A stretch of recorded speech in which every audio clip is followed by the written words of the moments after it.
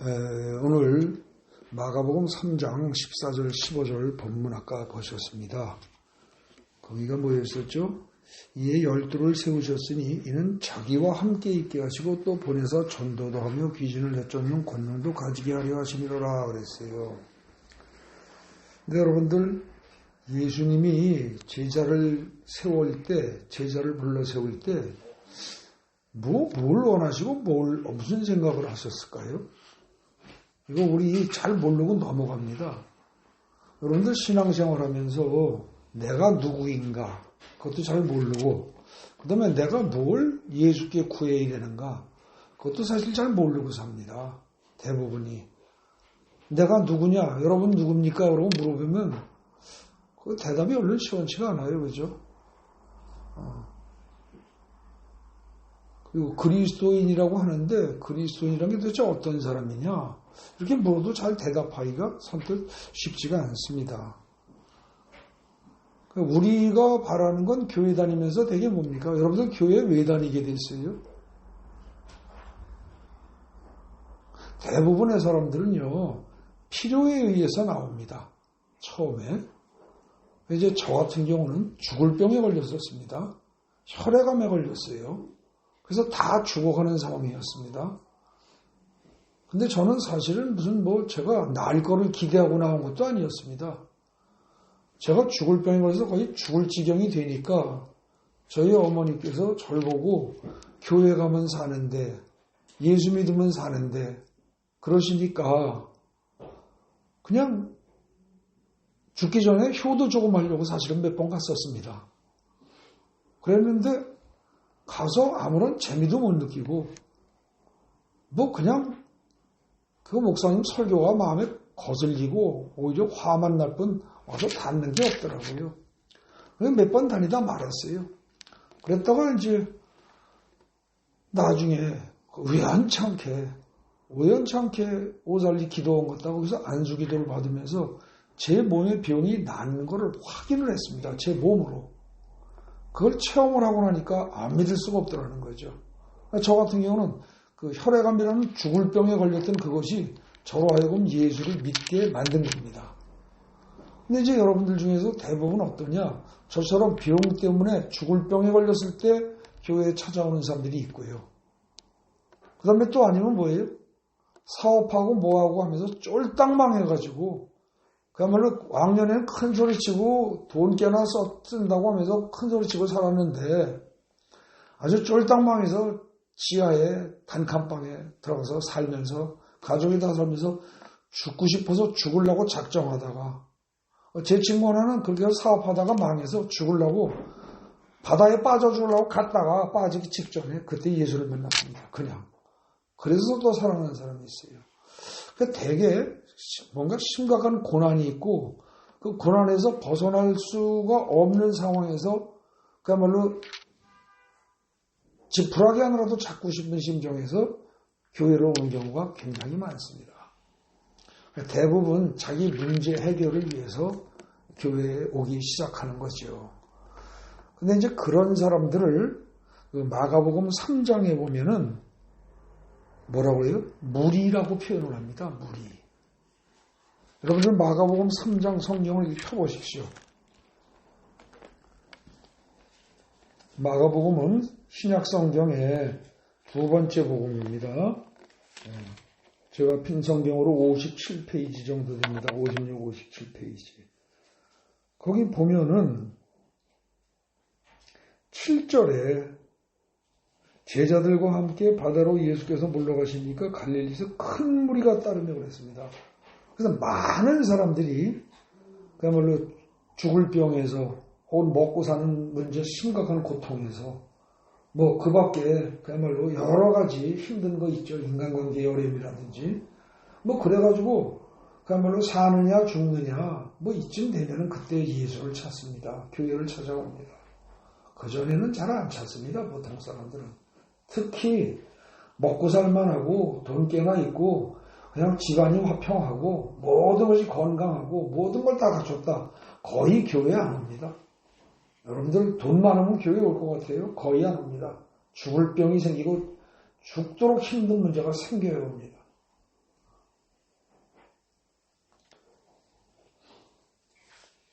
근데 그렇게 해서 대부분 자기 필요에 의해서 교회를 나오는데 그런 사람들을 마가복음 3장에는 7절에 보면 무리라고 표현합니다. 큰 무리가 예수를 따릅니다. 이 사람들은 예수를 따라와서 예수가 능력 있는 걸 보고 듣고 소문으로 듣고 와서 예수께 뭔가 은혜를 입고자 해서 오는 겁니다. 이걸 뭐 잘못됐다고 할 수 없습니다. 모든 사람들이 거의 대부분 이렇게 시작을 합니다. 근데 이렇게 해서 시작되는 신앙생활이 계속 죽을 때까지 가면 어떻게 돼요? 이거는 어린애를 안았더니 절대 성장하지 않는 어떤 그런 몹쓸 병에 걸리는 애와 똑같습니다. 3살이 됐으면 말도 어느 정도 할 줄 알아야 되고요. 그죠? 그 다음에 한 10살쯤 됐으면 웬만한 거 다 자기가 학교 갈 준비도 조금씩은 할 줄 알아야죠. 모든 게 정상적으로 커야 되는데 20살이 되도록 2살, 3살 때의 말과 행동과 생각을 그대로 한다면 이거 부모로서는 굉장히 가슴 아픈 일입니다. 그죠? 예수 믿는 사람도 그렇습니다. 10년, 20년 지나면 세월이 좀 지나면 맨 처음에는 그냥 병 낫게 해주세요, 돈 벌게 해주세요, 뭐 부부 사이에 갈등 없게 해주세요, 무슨 문제 해결해 주세요, 뭐 해주세요, 뭐 해주세요 이러고 그런 걸 목표로 삼아서 기도하고 교회를 나옵니다. 근데 그래도 몇 년 지나면 어떻게 돼요? 애들이 잘하잖아요. 그죠? 빠른 애들은 1년만 지나도 여자애들 빨리 자라는 애들은 1년만 해도 말을 배우지 않습니까? 그리고 1년만 지나면 띠띠띠 걷고 하잖아요. 그러니까 우리 인간도 신앙생활을 하면서 1년 정도 지나면 눈에 띄는 변화가 와야 됩니다. 사실은. 그리고 예수님이 실제로 제자들을 키울 때 3년 내지 3년 반 정도 키우셨을 때 3년이 되기 전에 제자들을 내보내서 귀신을 쫓고 병을 치료하고 이런 역사가 일어나도록 만드셨습니다. 근데 제가 이런 얘기를 하면 사람들은 그건 예수님이 직접 하셨으니까 그런 거 아니냐. 보통 이제 그렇게 얘기를 합니다. 그러나 절대 그렇지 않습니다. 예수님은 그때 직접 물론 가르치셨어요, 제자들을. 근데 오늘날에는 눈에 보이지 않아 그렇지 성령께서 직접 와 계십니다. 예수님이 제자들과 함께 있을 때는 제자들은 이를테면 화장실에 가거나 잠을 잘 때는 혼자 있었을 수도 있습니다. 그죠? 화장실 가면 혼자예요. 근데 지금은 성령이 오셔서 여러분들이 화장실을 가도 같이 가 계시고 그 다음에 여러분들이 잠을 자도 밤에 잘 때 지켜주신다니까요. 그러니까 사실은 예수님이 함께 있는 것보다 여러분들은 훨씬 더 빨리 제자들이 변한 것보다 짧은 시간에 변화가 일어나야 정상입니다. 그런데 이제 그렇게 변화가 일어나면서 예수를 따르는 사람 중에서 그냥 뭔가 원하는 걸 얻으려고 따르는 게 아니라 예수의 생각을 따르고 예수의 삶의 방식을 따라서 나도 예수처럼 변하겠다. 이런 생각을 하는 그런 사람들을 성경은 뭐라 그래요? 마가복음 3장을 보면 제자라는 말을 씁니다. 제자. 근데 이 제자라는 게 거기 7절에 보면은 뭐예요? 예수께서 제자들과 함께 그랬죠. 그죠? 제자란 말이 나와요. 근데 이 제자란 말은 원래 무슨 뜻이냐? 여러분들 주보에 보면 제가 적어놨죠. 무리는 뭐예요? 무엇인가 얻을 게 있어서 무엇인가 요구해서 그걸 이루기 위해서 쫓아다니는 사람들이 무리입니다. 굉장히 많습니다. 이런 사람들이. 그런데 제자다라고 말하려면 어떻게 되느냐? 예수께서 먼저 택해서 부르심에 응한 사람입니다. 여러분들은 마가복음 1장, 2장, 3장 여기까지 앞에를 읽어보면 예수께서 제자들을 택하실 때 어떻게 해요? 먼저 부르세요. 베드로나 이런 애들이 그냥 고기 잡고 있는데 가서 야, 너 그 고기 잡는 거 먹고 사는 거 고마는 거 나 따라와 그러십니다. 그런데 희한하게도 얘네들이 거기에 그냥 따라가요. 우리 같으면 어떻게 해요? 직장 생활 하고 있는데 야, 그거 그만두고 나 따라와 그러면 먹고 사는 건 어떡하고요? 이 소리 나오지 않겠어요? 근데 이 제자들은 그 소리 안 하고 그 자리에서 배와 그물을 놔둔 채 따라갑니다. 그죠? 희한해요. 근데 이제 그런 사람들이 제자입니다. 먹고 사는 거 신경 안 쓰고 쫓아가는 사람들이 제자예요. 근데 이 제자들은 어떻게 했냐? 예수께서 먼저 택해서 부르십니다. 근데 부르실 때 응한 사람들입니다. 나는 먹고 살아야 돼요. 처자식 먹여 살아야 돼요. 그러고 못 가요. 그러면 일단 제자 되기는 어려운 사람입니다. 여러분들 이 이야기를 가지고 여러분 현재 생활에 적용해 보십시오. 여러분들은 지금 무리에 속합니까? 제자에 속합니까? 많은 경우가 무리에 속합니다. 교회 나온 지 얼마 안 된 사람은 무리에 속하는 게 당연합니다. 그런데 적어도 3년, 5년 이상 교회를 다니고도 무리에 속해 있다면 이건 조금 심각합니다. 아까 말한 대로 3살, 5살이 되도록 애를 키웠는데 애가 일어나 걷지도 못하고 말 한마디도 못하고 그 다음에 누워서 그냥 버둥대기만 하고 기지도 못하는 거예요. 그냥 똑같은 상태로 계속하는 거죠. 그리고 계속 응애만 하는 겁니다. 그리고 똥 오줌을 그냥 싸는 거예요. 계속 그것만 해요. 그럼 여러분들 부모의 마음은 미칠 일입니다. 그죠? 여러분들은 사실은 무리의 수준에서 신앙이라는 게 영적으로 어떻게 돼요? 제자의 수준으로 바뀌어야 됩니다.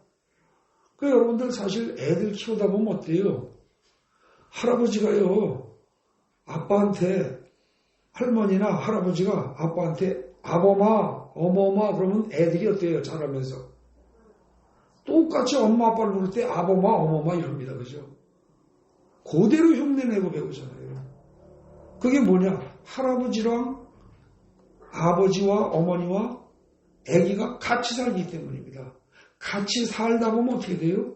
애들이 할아버지하고 할머니하고 같이 살다 보면은 할아버지 할머니가 쓰는 단어를 그대로 배워서 아범아 어머마 그러고 아기가 얘기를 합니다. 그죠? 어쩌고 이렇게. 그러다가 철이 들면 나중에 어떻게 돼요? 이제 그 말은 할아버지나 할머니가 엄마 아빠에게만 쓰는 말이구나. 내가 쓰면 안 되는구나 하는 걸 알죠. 그죠? 그래서 점점 그렇게 알아갑니다. 그러면서 사람이 정신적으로 성장하는 거죠. 영적으로도 마찬가지입니다. 이게요, 제자의 상태로 예수를 따르겠다고 하면서 쭉 따르다 보면 영적으로 성장을 합니다. 그렇게 해서 성장한 게 사춘기를 거치고 심한 방황과 혼란과 갈등을 시간을 거치면서 어른이 되고 나면 어떻게 돼요? 결혼해서 자기가 또 부모가 됩니다. 근데 그것처럼 그렇게 영적으로 또 한 단계 완전히 변화를 겪어서 성장한 사람을, 영적으로 어른이 된 사람을 성경은 어찌 보면 뭐라고 부르느냐? 사도라고 부릅니다. 사도. 그래서 제자란 곧 어떤 사람이에요? 그냥 예수를 따르면서 예수를 닮아가는 도중에 있는 사람이에요. 닮아가는 도중에 있는 사람. 그리고 사도란 뭐예요? 충분히 닮았다고 생각이 돼서 이제는 예수께서 어떻게 돼요? 내보내는 겁니다. 등 떠밀어서. 얘야 너 나가서 이제 내가 하던 일을 네가 해라. 그러고 밀어보내는 거예요. 그랬을 때 못해요 소리 안 하고 예 알겠습니다. 말씀하신 대로 순종하겠습니다. 그러고 나가는 사람이 보내심을 받은 자, 사도란 말의 원뜻이 보내심을 받은 자 그런 뜻이에요. 그게 그러니까 보내심을 받은 자예요. 누가 보내셨어요? 예수께서 보내신 거예요. 예수께서.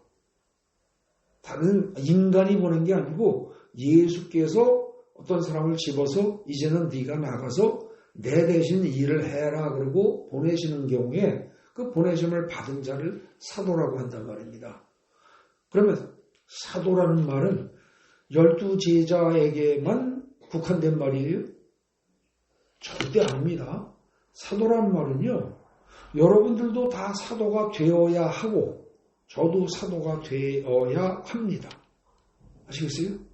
사도가 되기까지 성장하지 않으면 제자로만 멈추면 어떻게 돼요? 키워는 놨는데 어지간히 키워는 놨는데 그래서 아버지하고 외모도 생긴 게 똑같고 어머니하고 외모도 딸이 생긴 게 똑같은데 말하는 것도 행동하는 것도 어지간히 비슷한데 지가 독립할 능력이 전혀 없는 거예요. 돈벌이도 못하고 시집장가도 못 가고 아무것도 못하고 여전히 부모의 보호하에 있어야만 하는 존재. 그 상태가 무리예요? 제자예요? 사도예요? 자기 독립할 수 없는 상태. 그거는 제자에 지나지 않습니다. 그러니까 여러분들 예수의 제자가 된다는 것은 최종적인 목표가 아니에요. 우리는 신앙생활 하면서 맨 처음에 출발은 뭐에서 시작한다? 무리로 시작을 합니다. 무리로 시작을 하는데 그 다음에 예수를 보고 듣고 예수의 모든 걸 배우면서 예수의 말하는 방식을 배우고 예수의 생각을 배우고 예수의 행동하는 방식을 배우고 그래서 우리가 예수를 닮아가야 됩니다. 조금씩 조금씩. 그 변화가 하나도 안 일어나면 어떻게 돼요? 아버지와 어머니가 있는데 아버지와 어머니가 아무리 정성껏 애를 키워도 그 아버지와 어머니가 보니까 이 애가 자라나는데 점점 이상해요. 점점. 아빠와 엄마 닮은 모습이고 모든 게 비슷해져야 가야 되는데 그러면서 아버지나 엄마보다 어때야 돼요? 애가 더 나아져야죠. 그렇잖아요. 엄마 아빠가 생긴 것보다 그 자식들이 이쁘고 잘생긴 게 부모가 더 좋아하잖아요. 그리고 엄마 아빠보다 자식들이 더 똘똘하고 능력 있는 걸 더 좋아하잖아요. 더 나아져야 하는데 이건 도대체 엄마 아빠 닮지도 않았고 완전히 갓난아기 같은 수준으로 평생을 간다. 이건 정말 부모에게 가슴 아픈 일이고 화근 덩어리입니다. 그죠? 평생 죽어도 마음 놓고 죽을 수 없을 만큼 막 괴롭게 하는 거죠.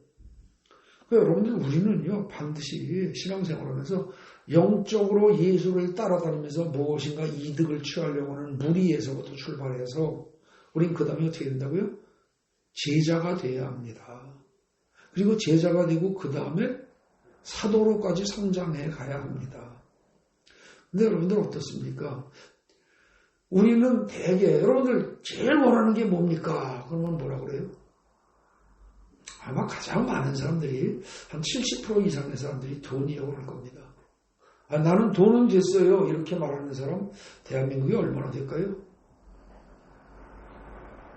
이제 돈이라면 신물이 나요. 지겨워요. 그건 더 이상 신경 쓰고 싶지 않아요. 이렇게 말할 사람 몇 프로 될까요? 한 1, 2% 될래나?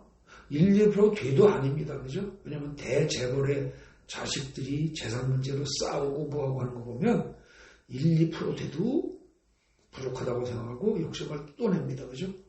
그런 거 보면은, 돈이 이제 돈은 신경 쓰고 싶지 않아요. 이렇게 말할 사람은 거의 없을 겁니다. 그러니까 대부분의 사람들은 돈 하고 살아갑니다.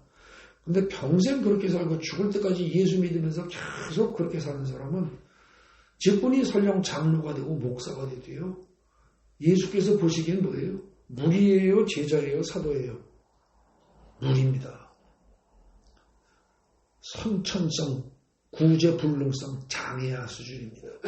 이거는 영적으로 보면 장애합니다. 굉장히 예수께서 마음 아프신 겁니다. 우리는 일단 무리에서 벗어나야 됩니다. 초신자들에게 제가 강요하는 건 아닙니다. 여러분들이 노력한다고 해서 무리에서 벗어나지지 않습니다. 성경은 분명히 그렇게 얘기합니다. 그럼 어떻게 해야 되느냐? 그걸 갖다가 정확하게 설명해 주는 게 마가복음 3장의 13절, 15절입니다. 거기 본문을 다시 한번 보세요. 특히 14절, 15절입니다. 12를 세우셨다고 그랬어요. 마가복음 본문 보십시오. 3장 거기 산에 오르셔서 자기가 원하는 자들을 부르시니 나아왔다 그랬어요. 예수께서 원하시는 자를 부르십니다. 예수께서 원하신 자를 택해서 부르세요. 그래서 거기에 순응하는 사람들이 제자가 되는 겁니다. 근데 예수님 당시에는 12명만 부르셨어요. 근데 오늘날에는 어떻습니까? 예수께서 모든 사람을 부르십니다. 모든 사람을 부르세요. 그래서 부르는데 안 와요. 교회 나오라고 그러면 어때요? 바빠서요. 제가 요즘 새로 사업을 시작했거든요. 제가 요즘 뭘 했거든요. 이렇거든요. 저렇거든요. 몸이 아프거든요. 무슨 일이 있어요. 이것만 끝나고 올게요. 다 그럽니다.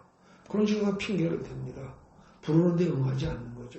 그 얘기가 제가 하는 얘기가 아니라 그 얘기도 성경에 나오죠. 그죠? 근데 일단 응한 사람은 뭐예요? 부름에 응한 사람은. 이 무리들은요, 부르지 않아도 찾아옵니다. 지 이득을 위해서. 일단 그것만 딱 되면 떠나갑니다. 대부분의 사람들이 그렇습니다. 근데 불러서 따라온 사람들, 그게 이제 제자죠. 어쨌든 12를 세웠다는데 14절 보세요. 아주 묘합니다. 거기 12를 세우셨으니 그런데 소제목은 뭐라고 되어 있어요? 13절 앞에 12 제자를 세우다 그랬어요. 근데 본문에는 12 제자를 부르셨으니 12 제자를 세우셨으니 그런 말 있어요? 없어요. 그냥 12명을 택했다는 겁니다. 원문이 그래요. 12명을 그냥 택했어요. 제자다 아니면 지금 사도다 일체 얘기 없어요. 그냥 12명을 택한 거예요. 그렇게 하고서 12를 택한 이유가 뭐냐? 자기와 함께 있게 하시고 이게 첫 번째 이유입니다. 자기와 함께 있게 하는 거. 이게 첫 번째 이유예요. 그리고 또 한 가지 이유가 뭐예요? 보내는 겁니다.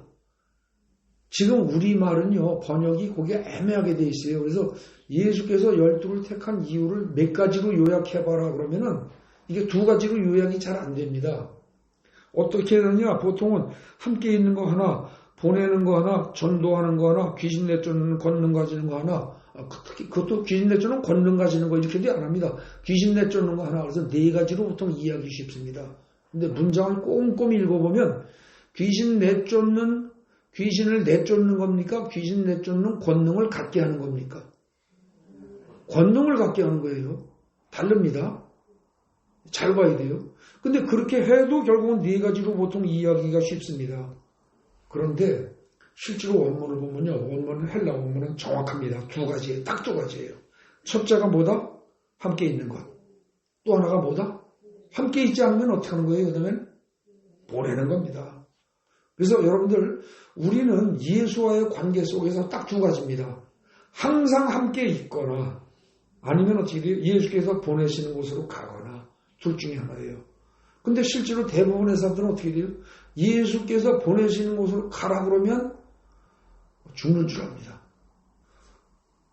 선교사가 돼서 선교지로 가라 그러면은요 막 우는 사람들 많습니다. 두려워서. 보내서 가는 거 싫다고 그래요. 아이 주님 저는 그거 안 할래요. 특별한 사람이면 시키시죠 이럽니다. 그 다음에 함께 있는 것 별로 안 좋아합니다. 여러분들 예수 믿는 사람들 대부분이 함께 있는 거 안 좋아해요. 예수와 함께 있는 거 안 좋아합니다. 다만 뭘 좋아해요? 예수로부터 모종의 열매를 따먹는 것만 좋아합니다. 냉정하게 따져보세요. 안 그런가? 그죠? 예수로부터 뭔가 내 문제 해결이라는 열매를 따먹는 것만 좋아했지 예수랑 함께 있는 거 안 좋아해요. 그러니까 우리는 여러분들 기도 제목 내놓으세요. 그럼 어떻게 됩니까? 항상 나오는 게 뭐예요? 항상 나오는 게 질병에 관한 문제, 자기와 가족의 질병에 관한 문제, 그 다음에 자기와 가족들 사이에 혹은 주위의 직장 등등에서 인간관계 사이에 어떤 갈등 문제, 그죠? 인간관계 갈등 문제. 아니면은 또 뭐예요? 재물에 관한 문제. 그냥 거의 그겁니다. 거의 기도 제목이. 그러니까 우리의 관심은 항상 재물과 건강과 인간관계 사이에 어떤 평화나 안정돼. 좋은 인간관계. 이 세 가지로 모든 게 다 압축이 되어버립니다. 우리가 원하는 건. 근데 예수님이 원하는 건 뭐예요? 이렇게 해서 특별히 부른 애들을 부른 이유가 뭐라고요? 첫째가 뭐다? 함께 있는 거래요. 그러니까 예수님이 원하는 게 만약에 이거라고 한다면 우리가 원하는 게 같으면 좋은데 만나면 좋은데 그게 아니고 이렇게 어긋나는 겁니다. 예수님이 원하는 건 이건데 우리가 원하는 건 이거예요. 허공에서 어긋나는 거예요. 그러니까 예수님은 예수님대로 답답하고 우린 우리대로 답답한 겁니다. 기도해도 기도 응답이 잘 안 옵니다. 초신자 때는 기도 응답 잘 옵니다. 기도 안 해도 응답해 줍니다. 초신자 때는. 마치 어린 아기가 똥 싸면 밤에 자다가 똥 싸면 울어대기만 하면 그냥 엄마가 일어나서 기저귀 가르쳐주고 다 하는 것처럼 뭐 특별히 말 안 해도 다 하나님이 해주십니다. 근데 어느 정도 성장하면 그렇게까지 잘 안 해주실 가능성이 커집니다. 나중엔 네가 해라 그러죠. 밤에 똥말이 오면 지가 화장실 가야지. 나이가 20살, 30살 되도록 그거 기저귀 가르쳐주고 화장실에 끌고 가서 앉히고 뒤닦아주고 그러게 됩니까? 아니잖아요. 그죠? 여러분들이 영적으로 성장해야 됩니다. 그러니까 예수님은 그 성장시키기 위해서 어떻게 하냐, 첫 번째로 제일 중요하게 생각하는 게 자기와 함께 있게 하는 겁니다. 근데 이거를 사람들이 지겨워하고 이거를 놓칩니다. 그래서 그냥 뭐 부끄러운 얘기지만 그냥 제 경험을 얘기하겠습니다. 제가 신앙생활을 하고서 아마 그게 한 5, 6년 됐을 때일 겁니다. 저 혼자 나름대로 기도하면서 예수님하고 꽤 친해졌습니다. 근데 예수님 오늘 제가 이제 혼자 낮에 심심하면 그럽니다. 하나님 심심해요. 예수님 심심해요. 뭐 화끈하게 재미난 거 없어요. 그럽니다. 실제로 저는 그렇게 기도를 했습니다. 근데 그렇게 기도하는 게 창피해서 남한테 말도 못한 채 나 혼자 그랬습니다. 근데 그러면 희한하게 뭐라 그러냐면 명확하게 들립니다. 나랑 함께 있자 이러십니다. 근데 그게 일로 들리는 게 아니라 가슴으로 들립니다. 나랑 함께 있자. 아 그런데 하나님 뭐 하실 말씀 없어요? 혹은 심심해요. 뭐 재미난 거 없어요. 내가 무슨 말을 해도 나랑 함께 있자. 나랑 함께 있자. 이것만 계속 들리는 겁니다. 이게 3개월을 넘어 들리는데 내가 나중에 뭐라냐면 하나님 같이만 있으면 뭐 할 겁니까? 아 애인이 연애를 해도 그렇지 좋을 때 같이 있는 게 좋은 거지 일정 기간 지나면은 벌어야 먹고 살고 돈벌이하고 일해야 될 거 아닙니까? 그러니 저를 보고 같이만 있자고 하면 뭐 하십니까? 좀 그랬습니다. 근데 그때 제가 어땠느냐? 직장 그만두고 안정된 직장 그만두고 신앙생활 그냥 하면서 아무것도 안 할 때예요. 근데 희한하게 같이 있자 그럴 그때쯤에서는요. 핸드폰도 안 올려요. 찾아오는 사람도 없고요. 전화도 한마디 하나 벨도 안 올리고요. 하루 종일 가만히 있는 거예요. 가만히. 숨 막히죠. 답답하죠. 그런데 주님 심심해요. 그러면 나랑 같이 있자. 임상이 명확히 들린다는 거죠. 근데 그걸 못 참았어요. 제가 못 참고요. 결국은 한 3개월 정도 지난 후에부터 졸기 시작하면서 뭐라도 하겠습니다. 내가 명색이 가장인데 그래도 내가 나가서 벌어야지. 마누라 나가서 번다고 아침 일찍 나가서부터 하는데 내가 집에 와서 처박혀서 하루 종일 주님 그러고 처박혀 있으면서 그렇게 살면서 마누라 벌어온 돈으로다가 밥이나 얻어먹고 있으면 되겠습니까? 이건 남자가 할 짓이 아닙니다. 예수님이 결혼해서 지금 한국의 남자로 태어나서도 나랑 똑같을 겁니다. 온갖 소리를 다 해가면서 난 나가서 포장마차라도 하고 호떡 장사라도 하고 무슨 짓을 해서라도 돈을 벌어야 되겠습니다. 아 새끼가 둘이 있고 처자식이 딸렸는데 애들 중고등학교 다니는데 벌어야 될 거 아닙니까? 네 이랬다니까요. 그러고서 3개월을 계속 졸랐어요. 그러다가 결국은 나중에 하도 그러니까 하나님 이번 주 안에 결정 답 안 해주시면 난 무조건 나갑니다. 이러고 막 땡깡을 부리고 난리를 치고 하면서 했더니 마지막에 그러면서 제가 뭐 이런 걸 하겠습니다. 저런 걸 하겠습니다. 근데 할 거를 딱 얘기를 했어요. 그때 누가 뭐 하자고 해가지고서 꼭 괜찮은 일이었어요. 썩 괜찮은 일이었어요. 좋은 조건이었어요. 나는 가서 참여만 하면 돼요. 그리고 내가 돈 들어가는 것도 하나도 없고 남들이 보기도 부러워할 만큼 좋은 일이었고 직장으로 말하자면 아주 좋은 직장이고 그런데 하나님 나중에 정그럼 가라 그러는데 얼마나 근데 그 씁쓸하고 비통한 그 표정으로 말씀을 하시는지 모습은 안 보여요. 근데 음성으로 그게 그대로 오더라고요. 그대로. 근데 어쨌든 나는 하나님한테 응답 받았다 그러고서 의기양양해서 갔어요. 3개월 만에 거덜났어요. 3개월 만에. 그러고 또 쭈그리고 앉았어요. 근데 그러고요. 나랑 같이 있자를 6개월을 계속 반복하시는 하나님을 거절하고 났더니 그 다음부터 하나님의 음성이 거의 안 들려요. 여러분들 제가 이 실패한 경험을 얘기하는 이유가 뭐냐면 여러분들 중에서 지금 나랑 같이 있자, 나랑 함께 있자, 나랑 같이 있자 이 소리가 들리는 분들이 한 명이라도 있거든요. 저처럼 미련 떨지 마십시오. 예, 하나님 감사합니다. 정말 감사합니다. 주님 같이 있겠습니다. 지금 마가복음 3장 여기 14절에 어떻게 된다고요? 자기와 함께 있게 하시고 이게 예수님이 생각하는 첫 번째입니다. 이게 예수님이 여러분들한테 원하는 거 예배 뭐 그밖에 어쩌고 저쩌고 교회에 출석하고 뭐 11조 내고 교회에 충성 봉사하고 그런 거 예수님 관심 없어요. 11조 내고 충성 봉사하는 거 별 관심 없어요. 예수님이 진짜 관심 가지는 거 뭐예요? 여러분들하고 같이 있는 거예요. 둘이 있는 거예요. 둘이. 근데 그 둘이 왜 있기를 원해요? 여러분들 어미닭이 병아리를 만들려고 하면 제일 원하는 게 뭐예요? 어미닭이 품는 거예요. 그냥. 그죠? 그냥 품는 거라고요. 달걀을 넣어주면은 그게 그야말로 생명이 있는 유정란인지 무정란인지 그것도 몰라요, 걔네들은. 그죠?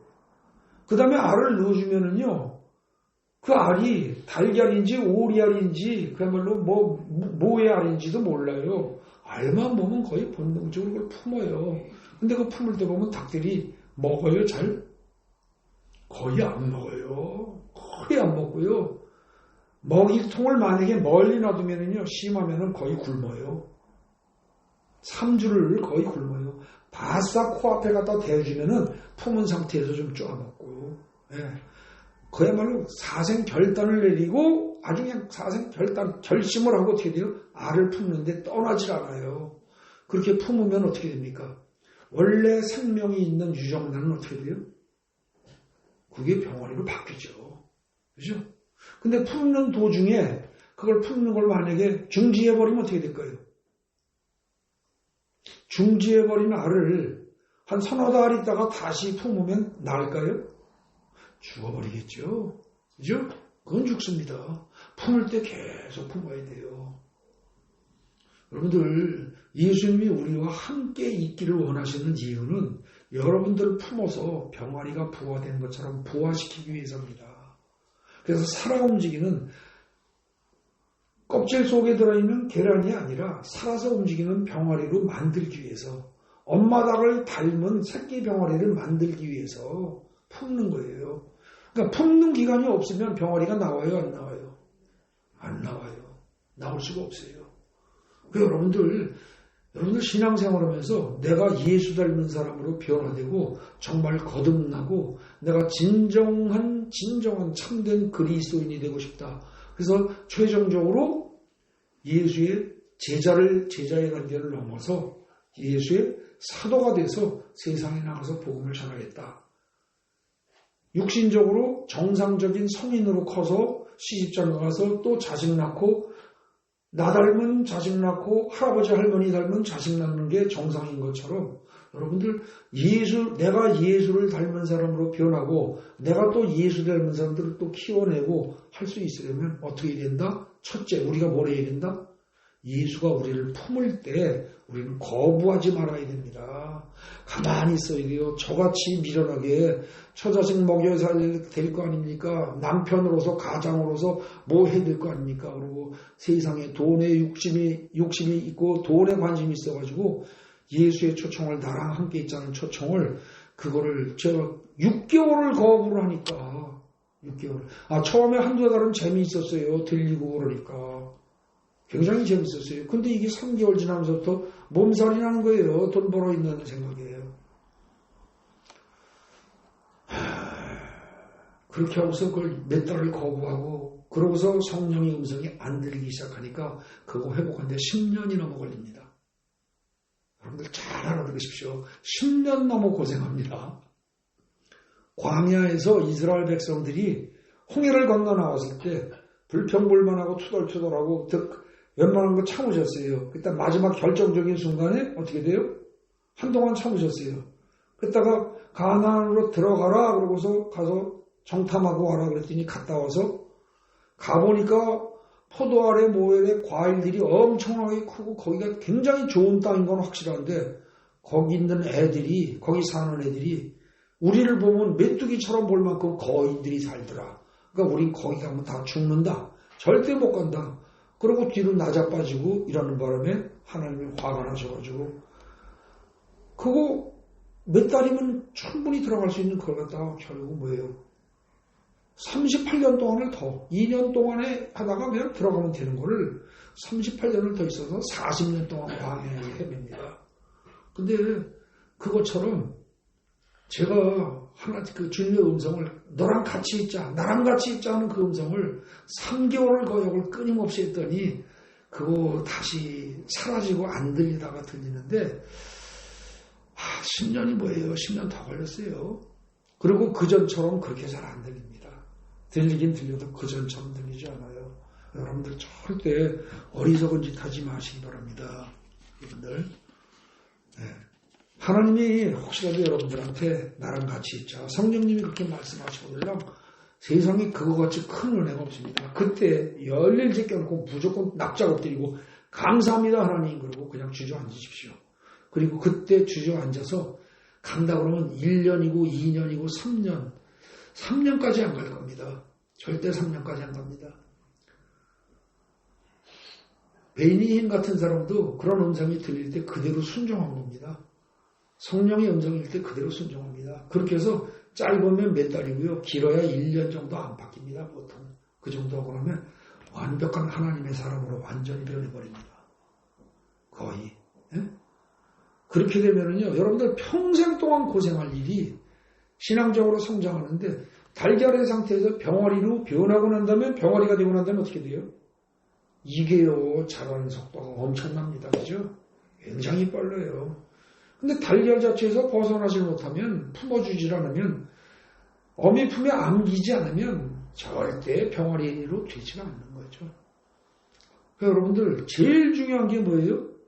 제일 중요한 게, 신앙생활에서 제일 중요한 게 예수 품에 안기는 겁니다. 그걸 잘 하셔야 됩니다.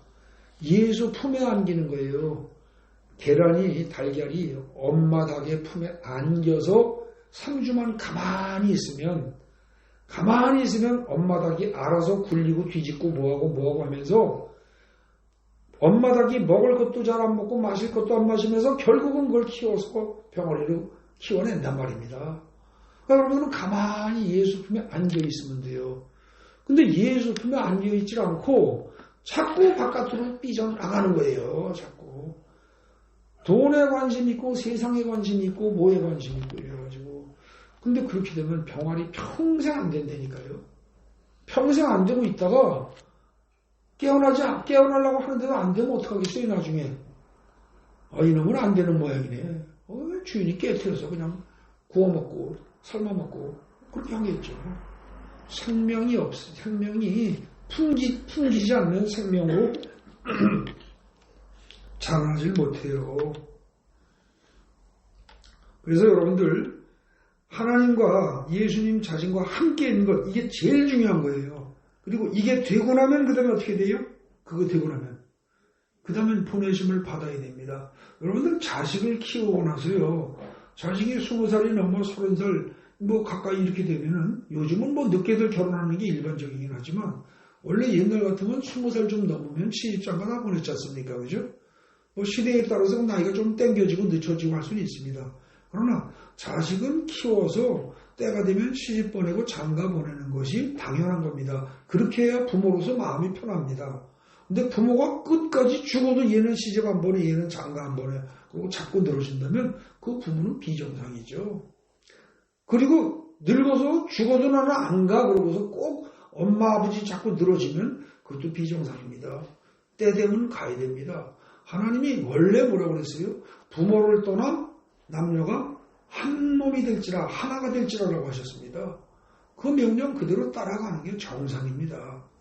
그런데 사람들은 그렇게 해서 이제 그 자식을 키우면은 어른이 되면은 부모를 떠나서 따로 가정을 차리는 게 정상인 것처럼 영적으로 성장한 그리스도인들은 나중에 사도가 되어서 명령을 받고 나가야 됩니다. 근데 나가려고 들질 않아요. 그러면 안 되죠. 그리고 이 나갈 때 그들을 보내는 것, 이게 두 번째 목표인데 그때 어떻게 돼요? 보내서 뭘 하자고? 보내므로 뭐래요? 전도하도록 하기 위해서예요. 그리고 보냈을 때 비로소 어떻게 돼요? 귀신 쫓는 권능을 갖도록 되는 거예요. 보내지 않고는 어떻게 된다? 이 원문을 꼼꼼히, 여러분들 성경 기준으로 번역된 거는 참 이게 애매해요. 근데 원문을 꼼꼼히 읽어보면 귀신 쫓는 권능을 가지려면 나가지 않으면 안 되는 거예요. 아시겠어요? 그러니까 그냥 기도하는 자리에 앉아가지고 권능을 주옵소서 10년 해도 권능 안 줘요. 전도하러 나가야 돼요. 선교하러 나가야 돼요. 전도하러 나가고 선교하러 나가서 여러분들이 겁을 내지 말고 그냥 아픈 사람 있으면 자꾸 기도해 보세요. 그럼 이상하게 나아요. 근데 그 국내에서는요, 그거 할 생각을 못 해요. 여러분들 전도하러 혹시 나가서 길 가는 사람 누구 전도한다고 찾고서 그 사람들에게 뭐 휴지니 커피니 뭐니 이런 걸 뭘 조그만 선물을 주는 거는 줘봤지만 그 사람들 자꾸 아픈 거 기도해 보셨습니까? 거의 없어요. 한국 사람들 국내에서는요. 근데 여러분들이 만약에 선교지에 가잖아요. 그럼 할 수밖에 없어요. 제가 최근에 코로나 때문에 뭐 최근에는 뭐 못 나갔었지만 몇 해 전에 인도네시아 갔을 때 어떤 교회에 한 팀과 거기 한 20명 정도, 한 30명 가까이 성도들하고 거기 목사님하고 같이 나갔었어요. 같이 나갔었는데 거기 목사님이 신임 은사가 좀 있어요. 그리고 제가 좀 있고 그리고 제가 치료를 할 줄 알고 침 같은 거 제가 좀 치료할 줄 알고 그 다음에 또 한 분이 치료를 하는 분이 또 있었어요. 그래서 결국은 가서 치료하고 뭐하고 하는 거는 그 목사님하고 저하고 또 한 사람하고 셋이서 거의 다 해야 되는 상황이에요. 근데 가가지고서 예배를 드리는 도중에 인도네시아 갔다가 예배를 드리는 도중에 갑자기 신학교에 있어요. 젊은 신학생들이에요. 근데 예배 드리고 찬양하고 뭐 하는 중에 갑자기 그냥 으악 끌어들이 그냥 막 아주 째지는 단소리가 나더니 한 명이 뒷을 들고 굴리면서 막 거품을 흘리고 난리가 난 거예요. 귀신 들리게 드러난 거예요.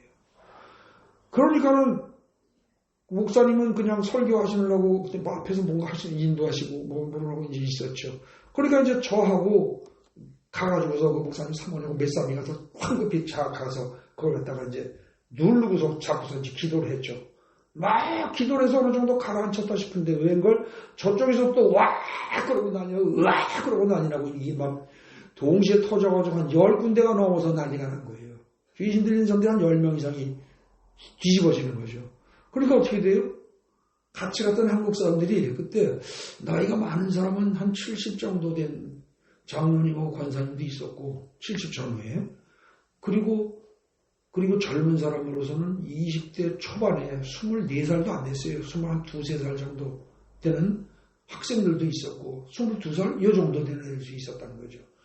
그렇게 해서 다양하게 갔는데 이게 뭐 여기저기서 와 그러고 난리가 나고 나자빠지고 그러니까 현지인들한테 놔둘 수는 없고 그러니까 어떻게 돼요?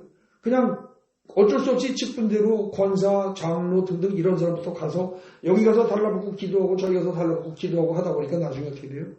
현지인들은 다 쳐다보고 여기 한국에 나간 이 선교팀만 바라보고 있는데 얼른 달라붙지 못하고 그러니까 결국은 어떻게 되느냐? 제일 막내까지 20살 간 넘은 그런 애까지 가가지고서 하나 나자빠져서 뒤굴르는 거기 가서 2-3명씩 달라붙어서 잡고서 머리에 대고 가슴에 대고 어디에 대고 팔다리 잡고 기도하는 거예요. 몇 명씩 달라붙어서 그걸 한 10군데에서 동시에 한 거예요. 근데 희한한 일은요. 그게 다 먹혀요. 다 잠잠해져요. 그래서 그냥 한 30분, 1시간 정도 진땀을 빼고 그러니까 그냥 온몸이 땀에 젖기도 하고 근데 그러고 나면 놀라운 일이 그 같은 모든 사람들이 얼굴이 훤해진 거예요. 얼굴이 훤해지고 놀란 거죠. 아니 내가 이걸 할 수 있다니 그러면서 완전히 바뀐 거예요.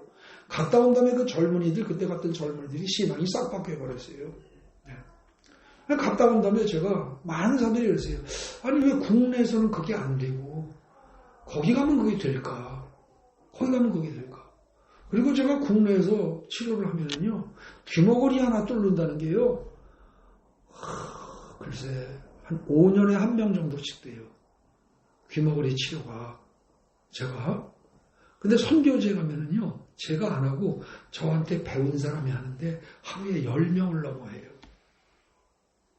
그냥 제가 안 하고 저한테 치료법을 배운 사람한테 그냥 넘겨요. 당신이 하시오 그러고. 그리고 한 명만 시범을 보여줘요. 그러고 나면은 맨 처음에 힘들어 하다가 어떻게든지 하나 하고 나면 그 다음에 한 10-100명씩 하루에 해야 된다니까요. 근데 그게 다 돼요. 선교제 가면요, 놀라운 역사가 일어납니다. 선교제 가면. 귀신을 쫓고 병을 치유하는 능력이 나타납니다. 근데 그건 왜 그래요? 하나님이 필요하시면 그때 주시는 거예요. 그러니까 여기서 선교도 안 나가고 전도도 안 하고 아무것도 안 하고 처박혀서 주님 능력 주세요, 능력 주세요, 능력 주세요. 여러분들 그렇게 기도하는 주의 종들이 대한민국에 얼마나 많겠습니까? 능력 안 옵니다. 절대 안 와요. 그냥 평소에는 여러분들이 해야 할 기도가 뭐예요? 뭐겠어요?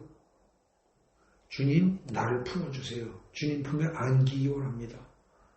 주님과 함께하길 원합니다. 그 기도만 자꾸 하세요.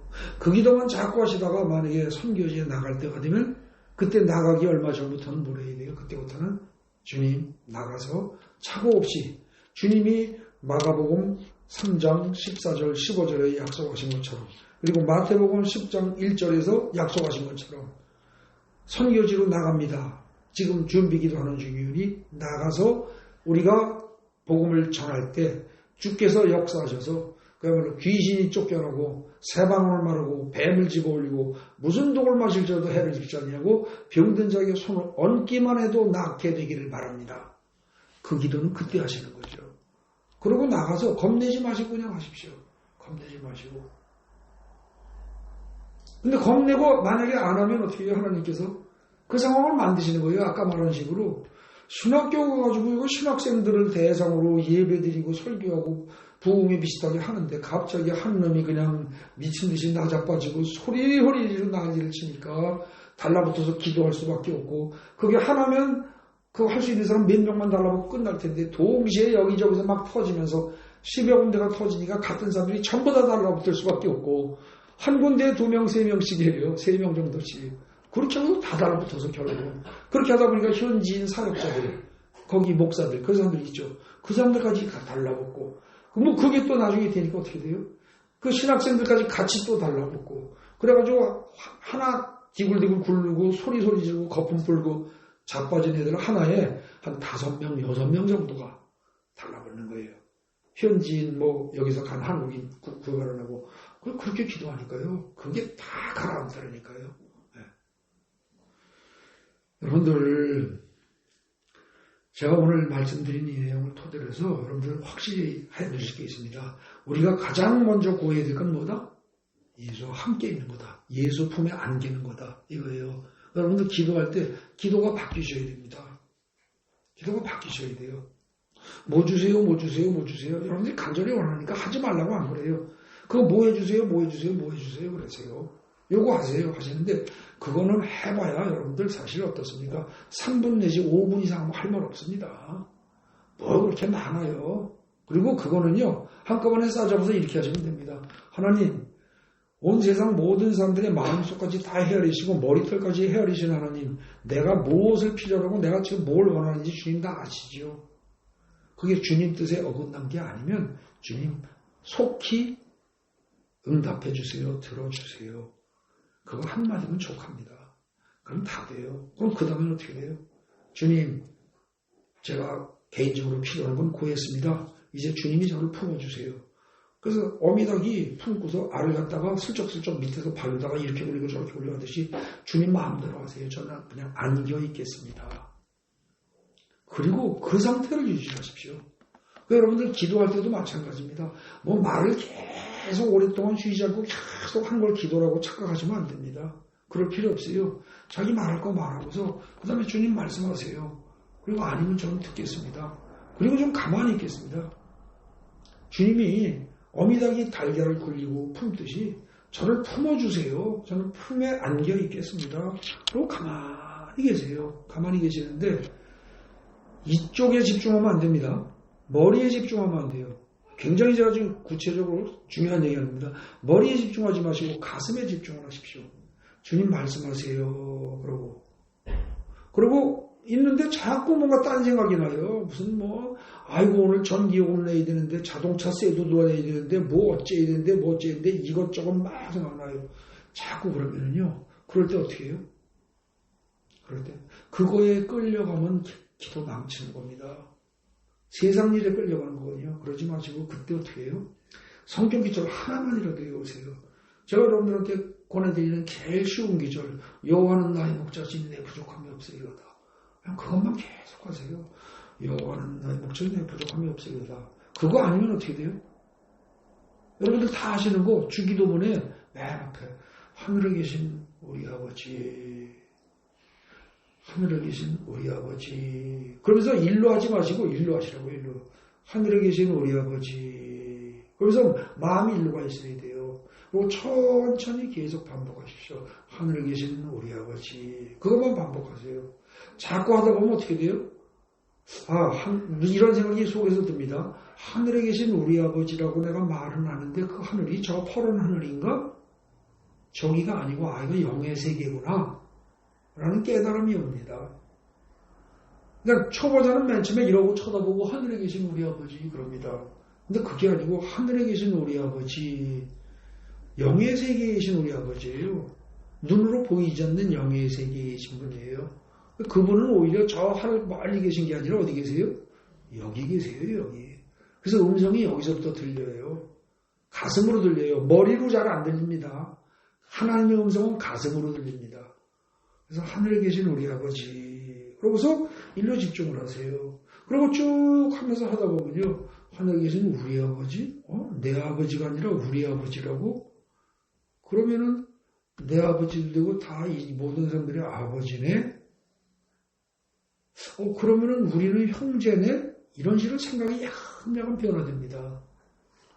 그렇게 하면서 내 생각이 저 인간은 꼴도 보기 싫어. 저 인간은 뭐 혼자 잘난 척해. 이러고 손가락질하던 내 심성이 전부 다 어떻게 돼요? 우리는 한 형제네? 이런 식으로 바뀌어가는 거죠. 여러분들 천천히 품에 안겨서 주님의 품에 안겨서 세상 일이 잡념이 자꾸 떠오르거들랑 다 제껴버리고 하늘에 계신 우리 아버지, 하늘에 계신 우리 아버지 그것만 반복하세요. 그러다 보면 또 아버지래네?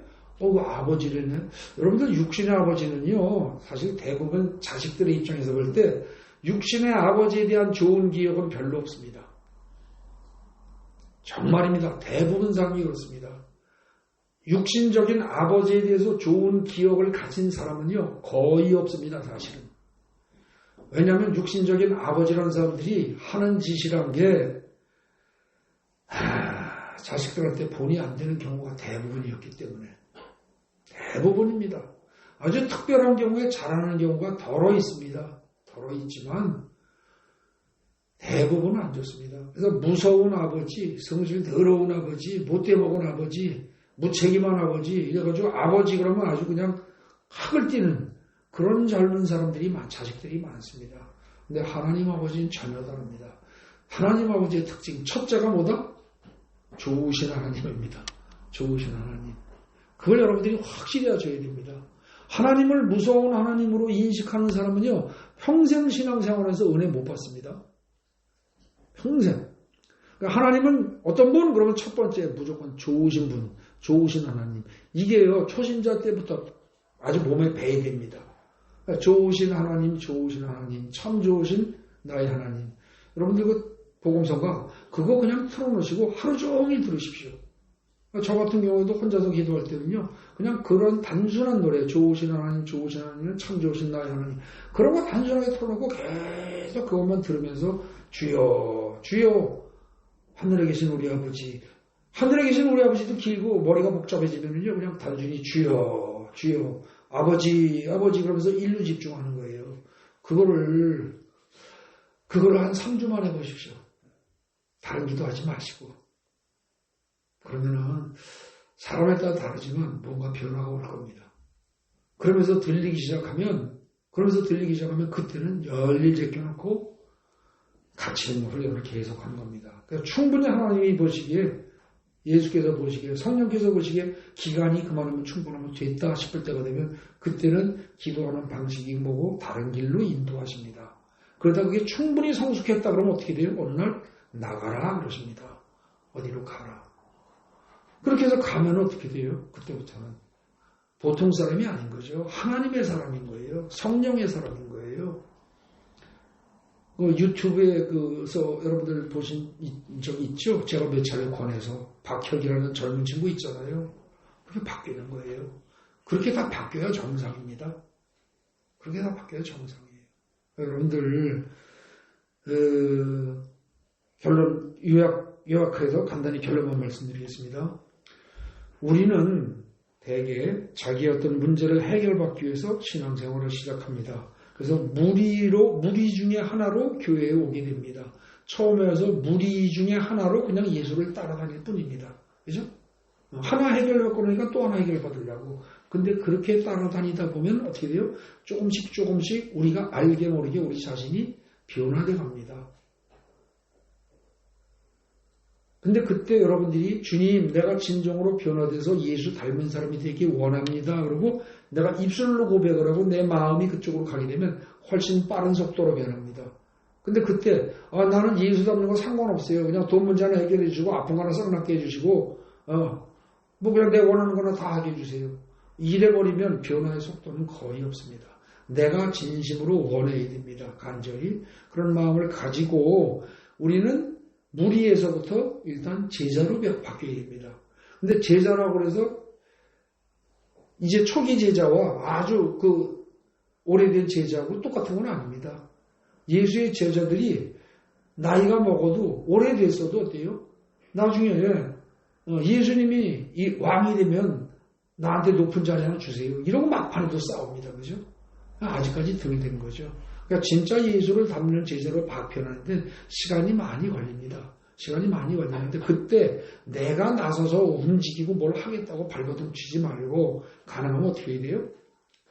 예수와 함께 있어야 되는데 어미닭이 품어주는 달걀처럼 가만히 따라가란 말입니다. 그냥 거부하지 말고 그렇게만 하면 어미닭이 알아서 하듯이 예수께서 성령께서 다 우리를 바꾸십니다. 그래서 결국은 사도로 바꾸십니다. 여러분들이 사도로 변하는 것에 대한 두려움을 버리시고 나도 그렇게 쓰임받기 원합니다. 이런 마음으로 꾸준히 기도하시면서 주님의 인도하심을 믿고 나가는데 그때 머리로 아는 거 많이 하는 거 필요 없어요. 성경 구절 많이 하는 거 필요 없어요. 많이 알지 말라는 게 아니라 한두 구절만 알아도 돼요. 여호와는 나의 목자시니 내 부족함이 없으리로다. 이거 하나 하고요. 아까 말씀드린 주기도문의 맨 앞부분 그것만 가지고도 이쪽으로 집중하면서 꾸준히 가슴으로 집중하고 기도를 계속하시면 결국은 언젠가 생각지도 않은 순간에 여러분들에게 말로 설명할 수 없는 그러나 체험해본 사람만 아는 놀라운 은혜가 분명히 임하게 될 줄로 믿습니다. 그런 기도가 여러분들에게 모두 다 오시기를 바랍니다. 기도하겠습니다. 참 좋으신 하나님 아버지 감사합니다. 감사합니다. 감사합니다. 주님 마가복음 3장 14절 15절 말씀을 토대로 주여 제자냐 사도냐 하는 제목으로 말씀을 전했습니다. 우리가 주님과 함께 있는 것을 귀히 여기고 중히 여김으로써 주님과 함께 있을 때 우리가 진정한 변화가 생길 줄로 압니다. 주여 역사옵소서